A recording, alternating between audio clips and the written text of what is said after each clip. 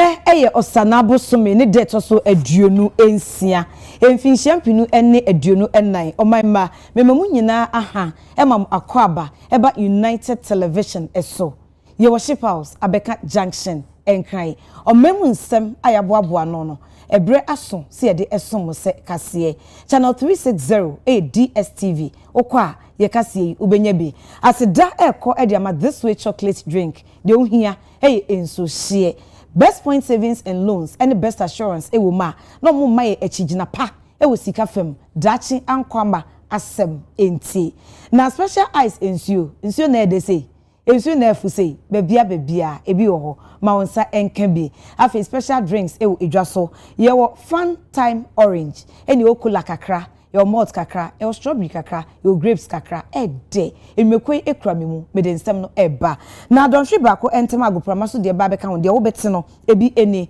de oto frank ade ma NDC amanyuko mampanyinde da John Dramani Mahama o say Ghana sikasem ene amamuo ehia se yesan esesen bibia fofo na yeseti ni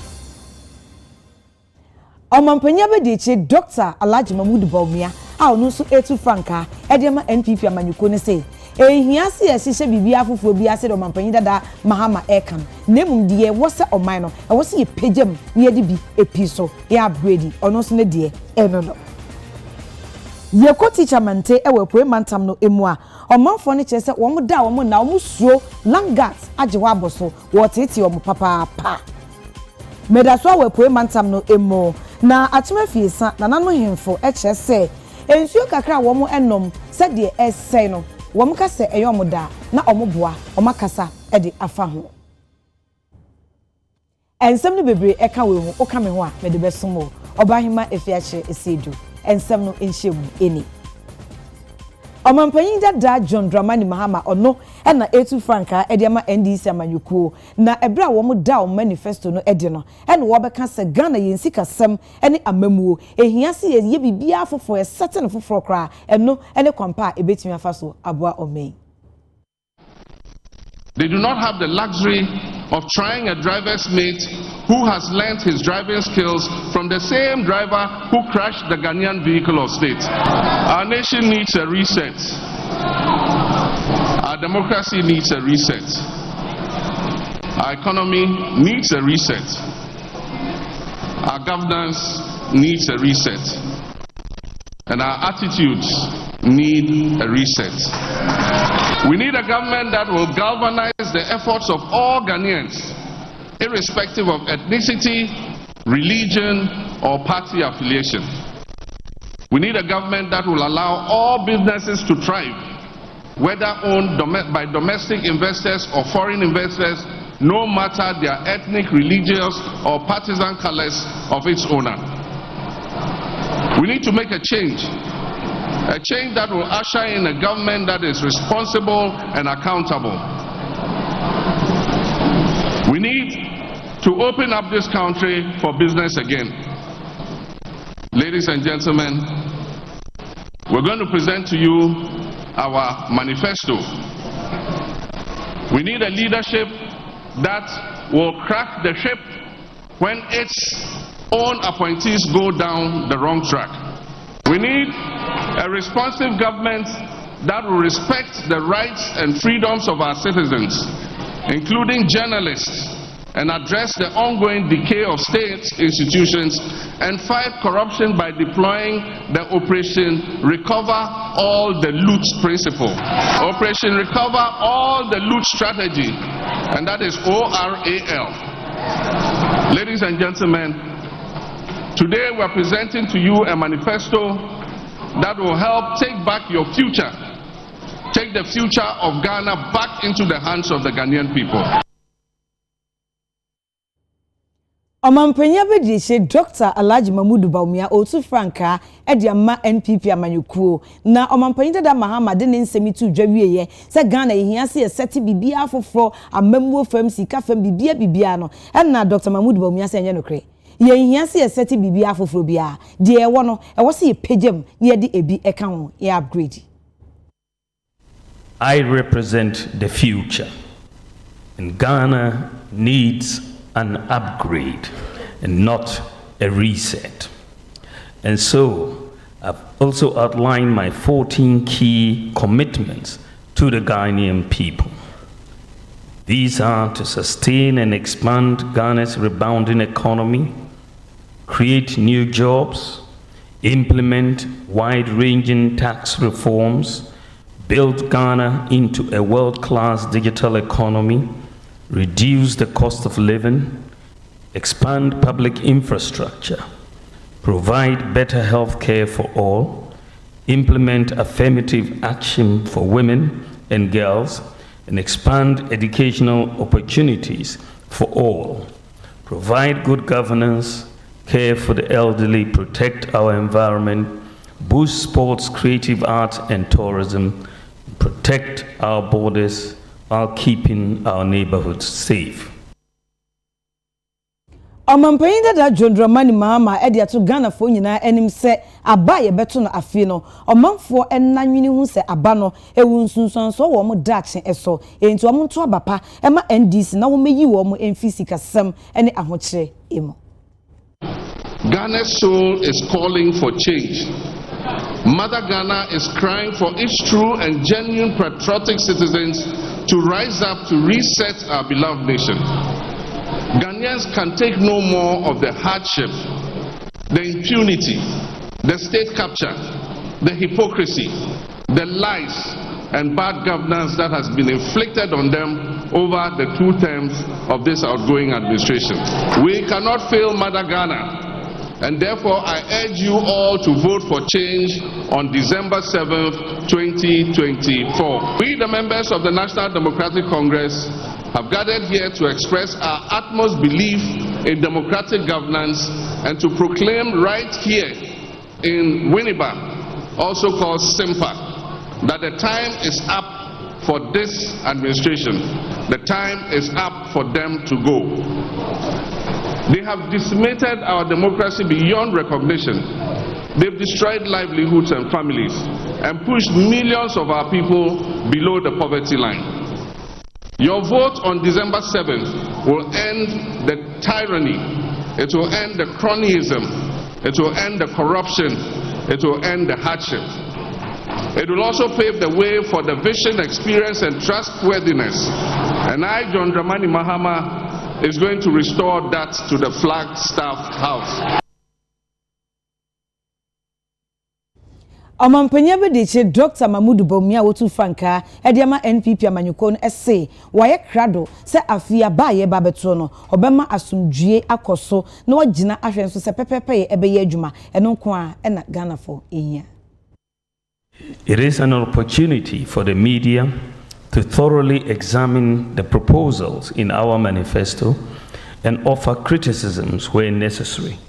We are ready to listen. Let me take advantage of your presence here to state my firm commitment to free, fair, and peaceful elections in December.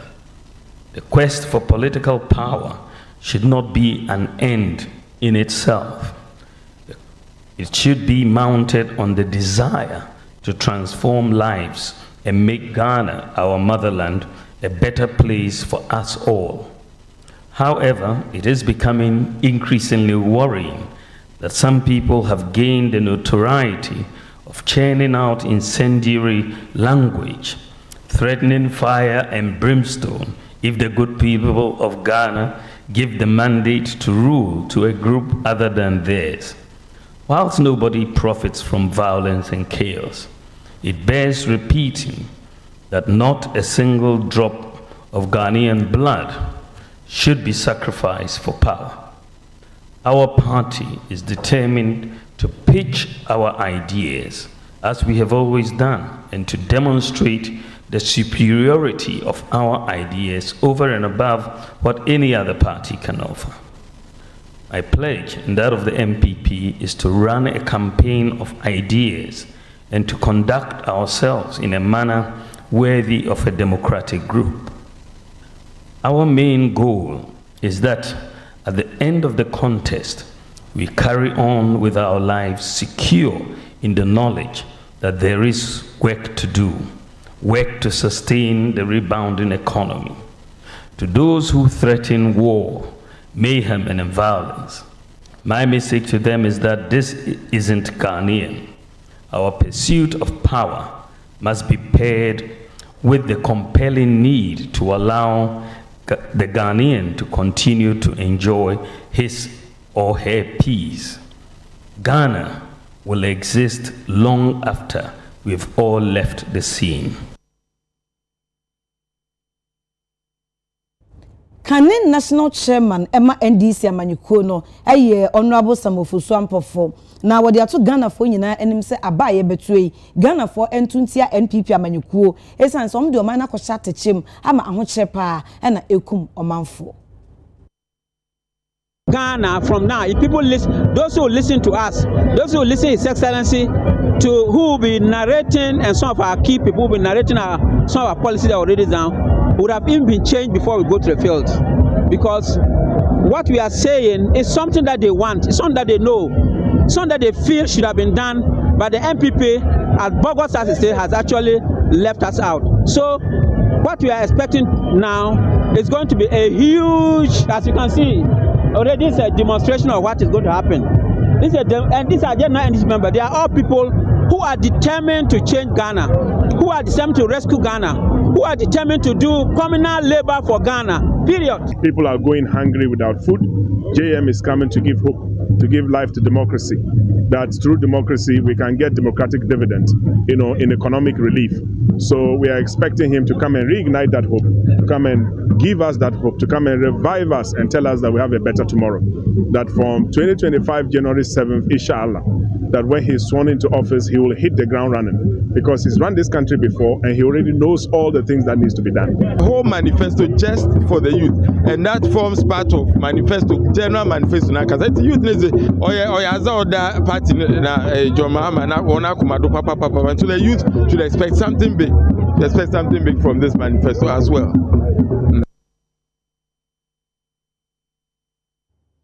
Ebra NDC for elancho mo manifesto parties for ebi na ye ne ebonkomo eje wo madwempo e de efa hwen yenko ensemfofo emo running mate Emma Dr. Mahmoud Baumia e wo NPP amanyeko ne edimo Dr. Matthew Poku Prempe aka Napo e de ato nanan hemfo ne omanfo a wo mo pon katabanso e wo enkramantem anim senti adaroma omomreye emfinhie aduonu nwotwenie omato aba ma NDC sa wo se afidi omo sesem ento aba ma NPP emfa na omampanyin na nado danko kufodo ene na ban ase enema kese a waye ede amawo NPP Franka tufo abedi eche Dr. Matthew Poku Prempe na pose de na hutedin echire no ede na probo no kopie mu opon na nanmata nkonyansa ase so party echitafo eje na wa true e wo fel so pan na enye agorokora ni nyina mu no wo konso nyo no nko na ekoye etitiri ne enti na wodi akotini ye e wo amemu ensemu na afenso party no edwumede ensemu ede na chitapa na wo mo ede ema no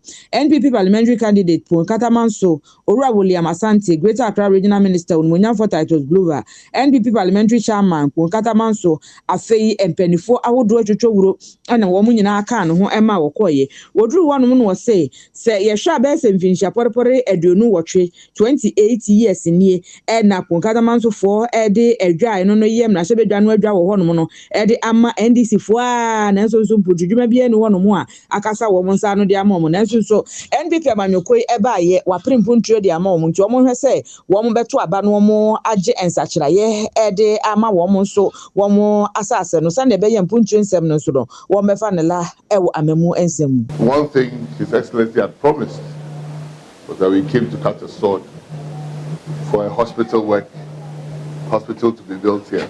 I do know that hospital has been completed. At least it's a demonstration of the fact that all the parties are not the same. And I do recall, I will not hide it, that I stood in the fourth court here to say that in 1992, the people voted for NDC. 96, they voted NDC. 2000, they voted NDC. 2004, they voted NDC. 2008, they voted NDC. 2012, NDC. 2016, NDC. But I was pleading that 2020 changed small for us. It was dependable votes for NDC in Ghana Parliament. So I was pleading that NPP doesn't pick and choose. Because if we are going to pick and choose, there are a lot of MPP dependable areas that don't have hospitals. But we'll come to construct the hospital here. Because we believe the people of Punk deserve and need a hospital which are required. Dr. Matthew Poku Prempe editor Nana Muhemfo ho no munyina enim say we social intervention policies ahodo MPP amanyoko no de aba wo na mamuo mu a eyade aga na de hye dodo no anya so mfaso. In the last 8 years, we have kept the lights on. In the last 8 years, we have brought free secondary education. We have done something. Nearly 600,000 more Ghanaians are in school than when we came. 700,000 are in school than when I became the minister. When I became the minister, 40,000 Ghanaians, because of money, could not pay the examination fee, so their results were withheld. Now, we don't. Even if you want the house help with the house aid today, you don't get it because everybody is going to school. It is something in development. This money, it can equal. A quantity of a national, they can have Basani. But not for the Banatan Jomo. You are like a Dr. Baumia. Can you be William Asante? But not fairly ni big papa ni MPP what were doing when you were chat. I got you clinic in what you say. In Kaka 2020 over Chash. I go happy. Dromona, walking banana. Here you are.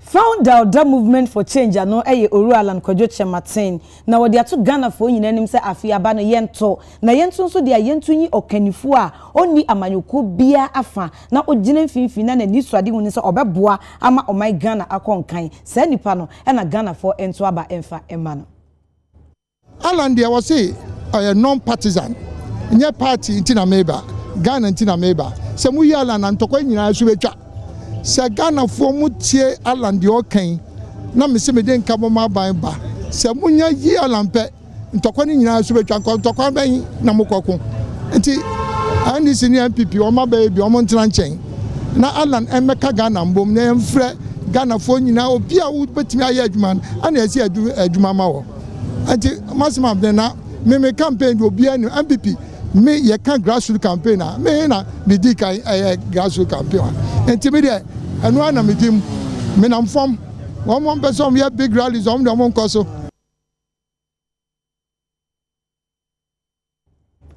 Abato bre edu sise ya adaje enipu so amanyoko ahoro ne ekurukura omani abre ye campaigns a emu ohye ene wo kɔ na wo ba ebi mu kɔ na nanom hemfo na so ene wo ekɔbɔ nkɔmɔ ni nyina so ne wade hye nkasai na won to aba ema wo mo na ohempopro ba ko a wakasa eye aburuhini otubo jan kwasi wode afutu amani nuanom hemfo nyina ese ohin bia etena na twam na odi ne dwuma sa ohene e na dwane na pakan emu a eye amanyofo bi obebe bia wo nyoma wo a watu na mmom Emma wonyi bibia eye ademude bribe emfamfiri amanyofo no ensem na afen so wo munyina mfimfini enhye eniema wo mu bepese ombeka nyina no enye niema ebetumi aboa ama wo mu ahenie ene miamia wo mbo no empuntuo akoso enede esi yenina nya nsem muhene enu nti mona mo won nsem na na mo aye champions no deba bia what oh muni hene mo katsa nsam muni hene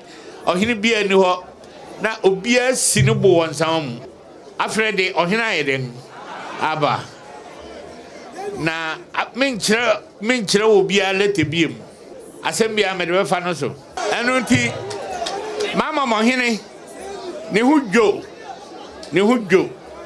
hudjo obetie bribia enu nti egwasofo won nsam mama won hino baby a mprempren yi Ghana ye wo no enche ne ekoto aba nipa agina se yento aba ma wo doso ye won sa nifa ene ye won sa benkum enu ye chi no ye wonan ye woti ye wokon minyanuma ye hiemu wa ha merefa free so asere Ghana mangse ni ayate no edoso ye gankasa nso ye mfen enu anhwade ni ye nhwe se de wani ye ya ebebo ayen nti ni awo pɛ no a wo gem di sɛ wo betima chichi Ghana no di na chi wo kɔto wa ba wi a wo pɛ sɛ wo gyina hɔ na wo hwɛ no wo kan a wo gyina hɔ wo hwɛ na wo nimra a wo fi hɔ no wa yɛden wa kɔ fie obi bɛtɔw sɛ je 1 billion na kɔto aba na kɔyɛ basabasa mana sɛ sika no afi bedu no wadi awie o ɔno nso ba bɛtra so mfia nan na wasan apɛ mfia nan fofora ka ho ɛhɔ no wo sika na wokɔgye no na yɛden asa nti ɛbɛsrɛ mo ɔman yi ebi mfi baabi foforo yɛn Ghana baako pa yɛkura yi ni nti obiara nyere no ho sɛ ɔbɛyi ne kuma mu na ɔde ato aba nti afutu a mede ma party leaders no ne mesra wɔn pii wɔnyai ade sɛ wɔreya wɔ yɔnko nkasegua na wɔkasatia no ne mfa so ne so yɛhia sɛsɛ nea Ghana betu mpɔn no ɛno na ɛyɛ den yɛhia nti obiara ba yɛn hɔ a ɔnkyerɛ ne obetim ayɛ nea wayɛ nea onya ɔbɛyɛ na ma ɔman na ayɛ den akɔ so mo de ɔyaw ba yɛn anim bie ma wo ne paako no kra no wo fi hɔ a yɛbɛka mfa sɛ agensiw dana na mu nyinaa ase nhyira nka mo obi bia adagye a wahwerɛ me ho nhyira nka no nhyira nka no nyuma obia enyonyam a mo de ahyɛ me nso de obia ase yakobɔ nka mo na mo bia nko jojo video se be yoyo o nneɛma a metie nyinaa yakobɔ ne me boafo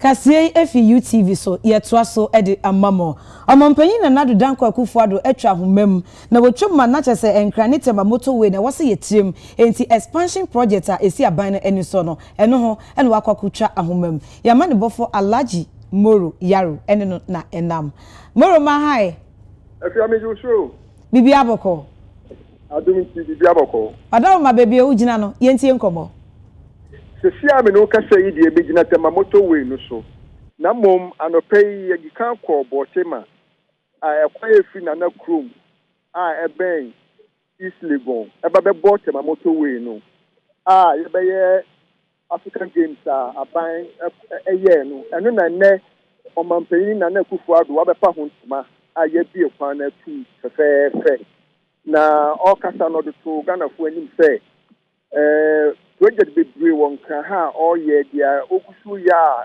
ujai no enam economic situation or buy no na ye de ka nti na say contractors ni na pa kom ni ma ko na mom empempe yo ka say die oni contractor ko ye de o mo ka no ono mo ka say wie mo ati ase nti enche bia o si soon contractors no mo back to site project may be nungwa more interchange wo mo eja hokọ ene fiti nungwa so de baba pim independence square pan wo mo ye wo mo wi a wo mo eja hokọ obobo bebre na office no nti ase ye adwuma nti bia contractors me back to site ye fru ho no ena ya ba sisi atema motorway no o say ye no 50 years kwa me nkuma na o ye atema motorway 50 years ni ekwan no yemfa yensan kada na obi a wafata motorway kwan so na so nim se kwan na se potholes ni nyoma asese kwan no basa ba sisi oba betwa homama obuso okasa oba betwa homama ye be ye tema motorway no 10 lanes wo kwa inum so ba first na ye mienu sisi no ye inum a oba betwa homama sisi na contractor na oba be ye adwuma no ye fe Maripoma ono so kra no sa contractor na no ye Pokuase road no amasama akwa na akwa kopim sa wo no no ye sa contractor no one of the best contractors e wo Ghana ho ye Ghana ni papa nti eno na se ye gina ha president oba betwa homam no ma start obehwe enoma so egu ha wa obehu ni se ampa se contractor no wa ye ready pa se oba be ye kwa Moro ebe ma mo ni ejuma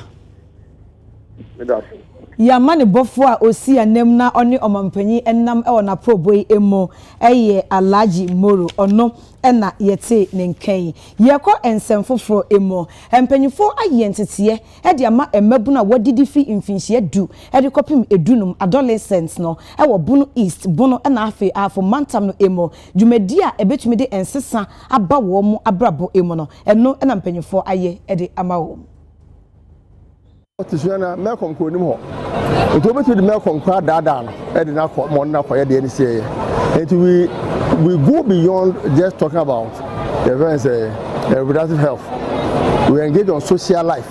As I'm because what the crowd new Malcolm is dangerous. And the name crowd about reproductive health now. Any parents also can. A real social partner. I can hold my parents. So I'm between Colano, a P, and so many crowd doing come and some confidence as a parent and no confidence or more enough so between we didn't come what many parents then come obia the basic be an obepe one how call 12 years what being years or 15 so that's it and to engage the parents on social life apart from reproductive health knowledge near their mom and so far Sunyane it is getting well data that you from health facilities but from especially in terms of teenage pregnancy and STIs but from power. Prevention is always the best method as far as the young people are concerned, you know. And say you train ma omo kon so hwe mansa na mo ma say den hye ne ntutu ye to apono so a ebe ma omo nko ana omo mfande omo ho in situations a ebe jeopardize omo daach ana omo future and into the dewra ye bo ene ne kire say awofu bia nkura ne be mu yie na ye mbo omo ho ban se na be ya issues ana niama esi mofra kwan a e mo omo nko omo nimpi no ye be yi sa kwanside ne nyina fi ho na mofra no edi ya ko omo nim Bible akase ene edi ekire no mofra so odin beba but I don't want any parent to accept that quotation is for you and your child akoma we no ade ye betumi de yi bone efiri akoma ho ene nyame asem enya ba enya mpaboa enya sekan be wu se awofo bi no afa ne ba nsa na de ahye nsuhie no de ne ba tu ahye jam se wo ko wiade ana wakofa bibia nye se ofa ana wa ya so den da bi akoma no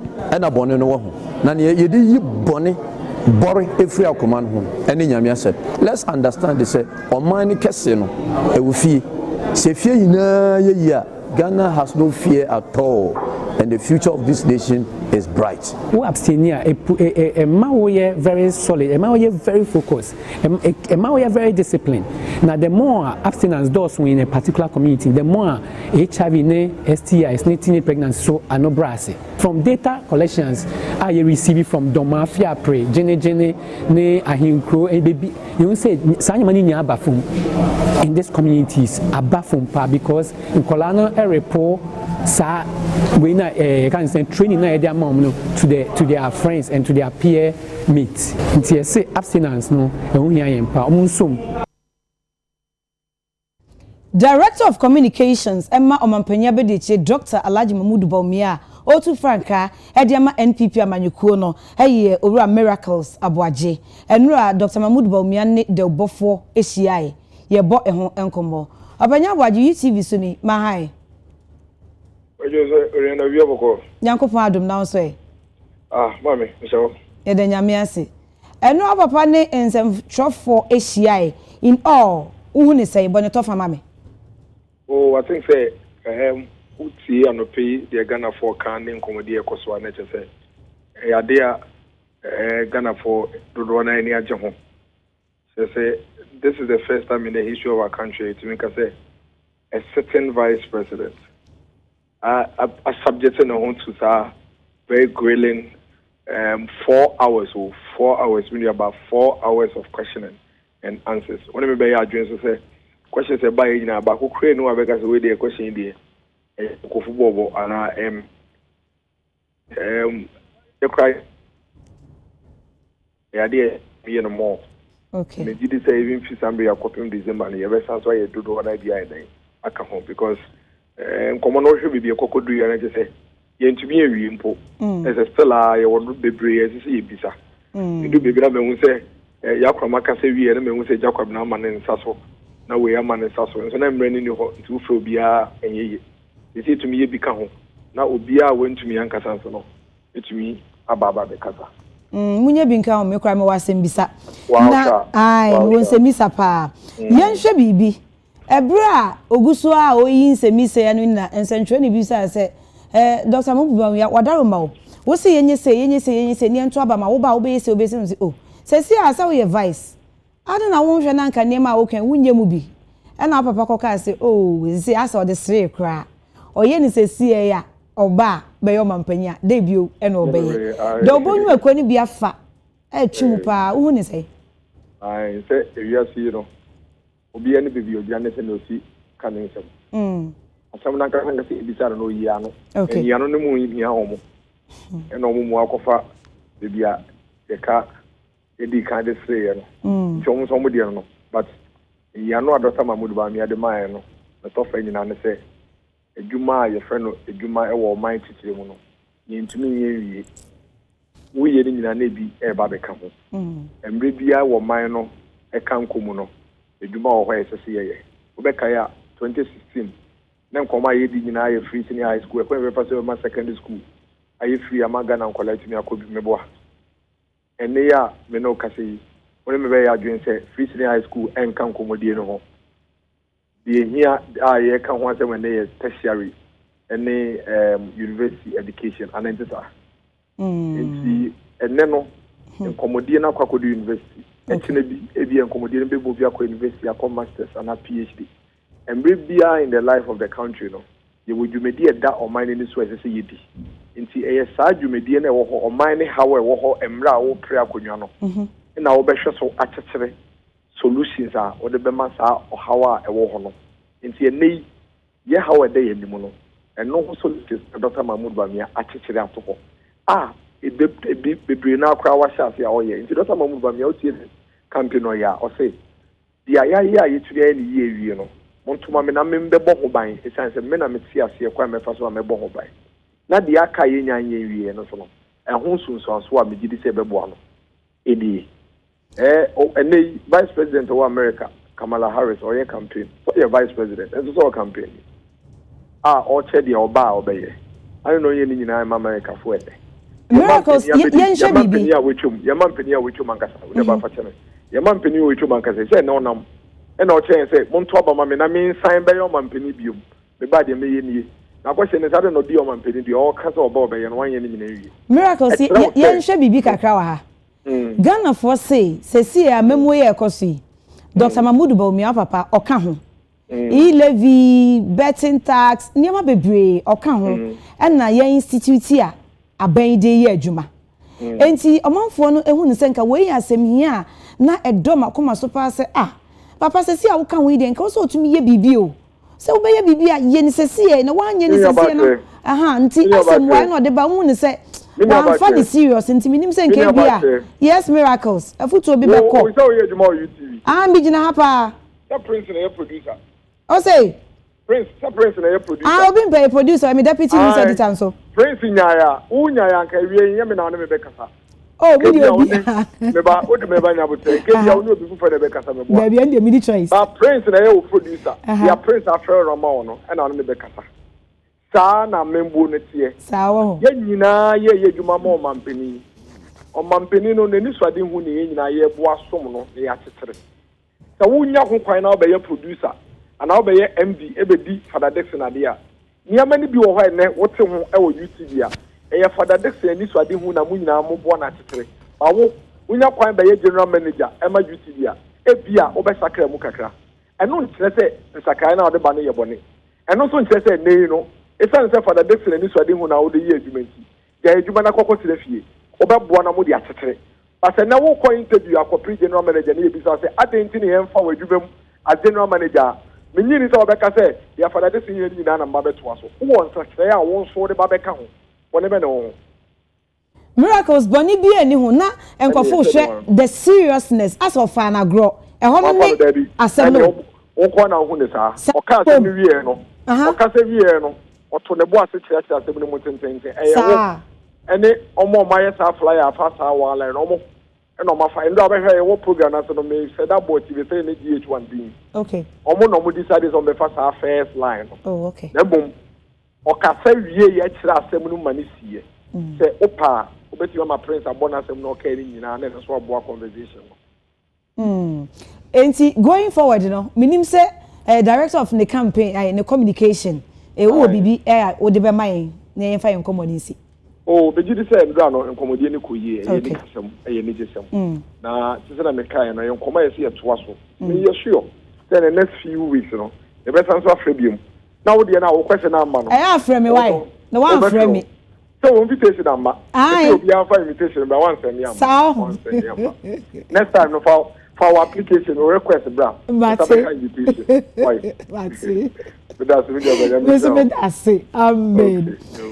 Director of Communications Emma Omampenya Bedi Dr. Alhaji Mahmoud Baumia. The campaign na ekoso eye Owura Miracles Abuaje ono ena mene no etwetwe enkomwe metwa ensem no so ede amamo na ono ne camp ena meda so ewo Miracles Abuaje wo de atudwa se amanyokuo ahoro ewo mamniti chiu ene NDC omuntumi enkasa ewo mu campaign na omu yenum enkasa omaye infrastructure bebre ti se yesisi suku adan yayi akwan amansuo ejanan bia ne ade o se wei omu kade campaign na enye yi esanse eye aban bia asodie na sade a ewo se oba oye edema omanfo no. When they see infrastructure, you see infrastructure ya dey say the bem kra na say ekufo dey say kan say e man transfer afebo range hospital e say e man transfer afebo e say e man ekufo kwa dey kan say e man ko infrastructure dey unim infrastructure no e budget line sika no wona dey ma contract and kwa dey obesi eno yen fan solve problems are obi anya bi. And I'll give you an example. The reason why infrastructure anya big deal and say to me spreading infrastructure at the same time MOB anya bi. It is an infrastructure nkwa na odebe your record there. It means that omo nya asade no so fa so nkwa na beto abama. Because okosi airport terminal 3. Me kro mu late ye do sign e ba airport terminal 3. Etu okosi terminal 3 na o say ode no e na o say eno na ye die nti enyina so nto abama wa. Meto etia wo. Because the only way I meto ama on say Akufo do ye late manfe kwan. It is a miminya media there.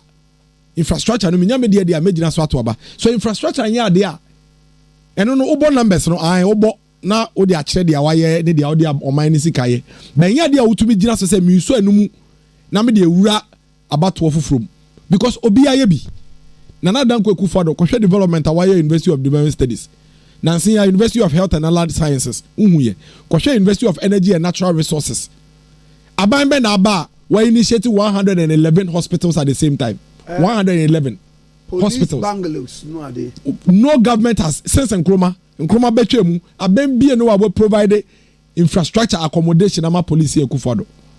Since Nkrumah twemu abembie no we provide logistics cars any logistics ama police any security services Akufo do.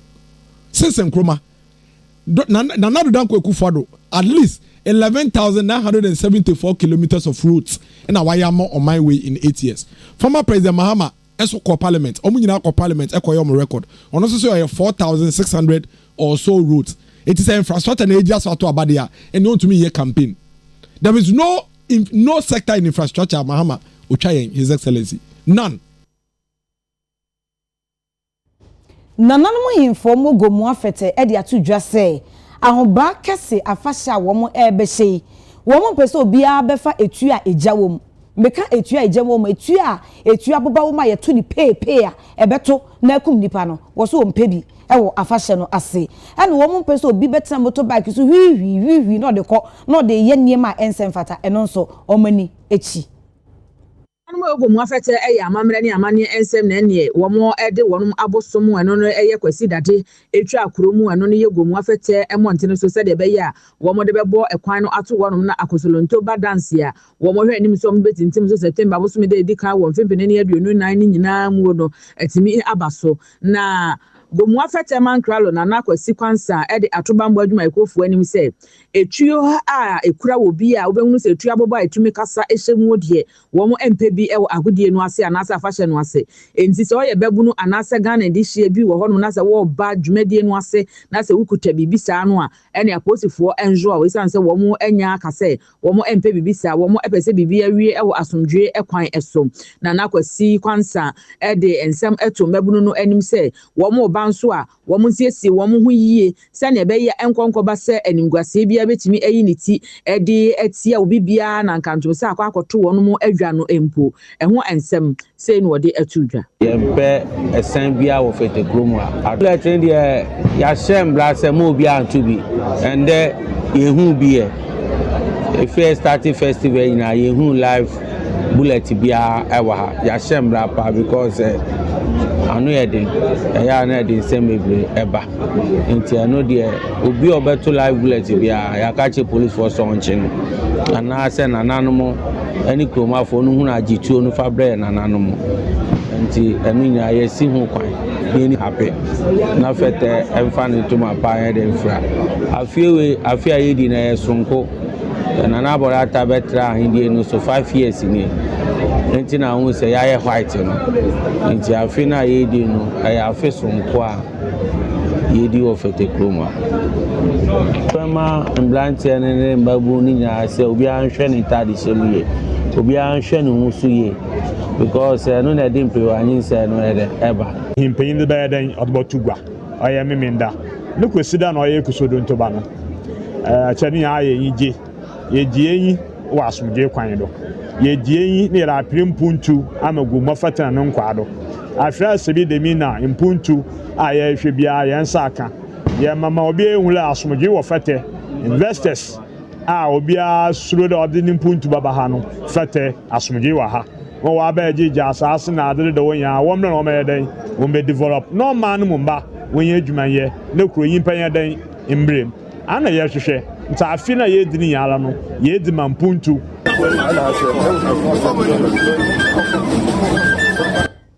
Meko ahomana esomene Joyce Bawa Moktari oyekasamafo emma omampanyin dada John Dramani Mahama ne campaign team Obapa UTV suni mahai ya yemo boko michia munyina ya josopa amen woni ba de proof amen Malanche manifesto no ensem bi piepie fiase bae emu ba kwa mpese ye hye omampanyin dada JDM se Ghana bebia yehia reset yensesa bibi seti bibia fofo Dr. Mahmudu Bawumia eso ne nya adwen uyi ano say oh we dey mean say usually me person make kasa opposition ho asen okay because for the last 7 years na Ghana hanyina omo na omo power omo de bibia nke be sisi na ya ho setinate anase be cheche mu say enye say opposition kura be bi na no obeka bibia ba ye danyamia to say in the last 7 years so ye who say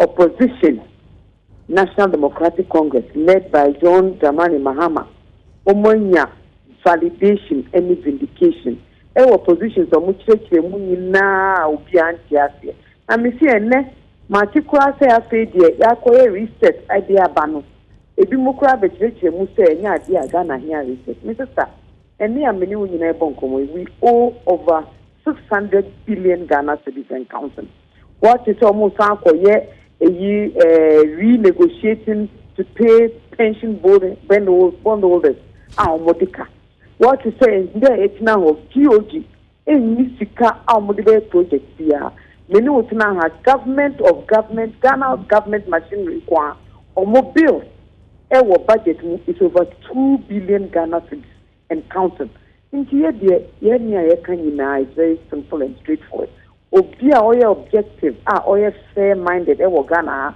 egia to mu say Ghana needs a reset obia egia to mu say it is time for change obia so egia to mu say ye wuga John Mahama eni na anaje no pokojima Ghana ho asem ene da omokuma so eya dia ejuma mbe ya amaye no omeye ama obia ba obia nia obia kunu anane yiri eni obia ohia bibia in a fair, equitable, and balanced system. obia benya nya no nti yen de ebo ya ane se e wo se nyina ye hwe tene ye beboa ama ye John Mahama eni na na Jane o beba abemu senior ye manifesto, which has been adjudged as the People's Manifesto, will work for the common man, not just a few Ajapadia followers and adherents. And here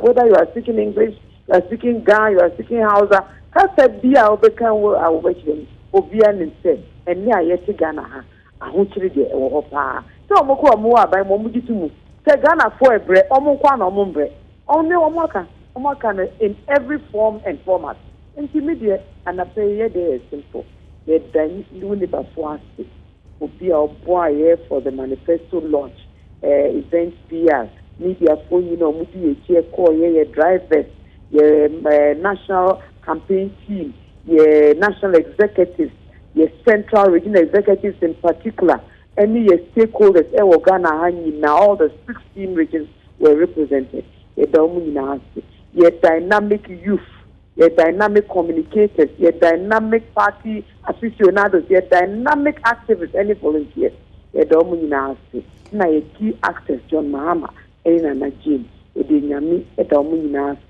for leadership na obia ofi winiba obia ohwe ofie ejitu say it is time to reset the battle in Ghana.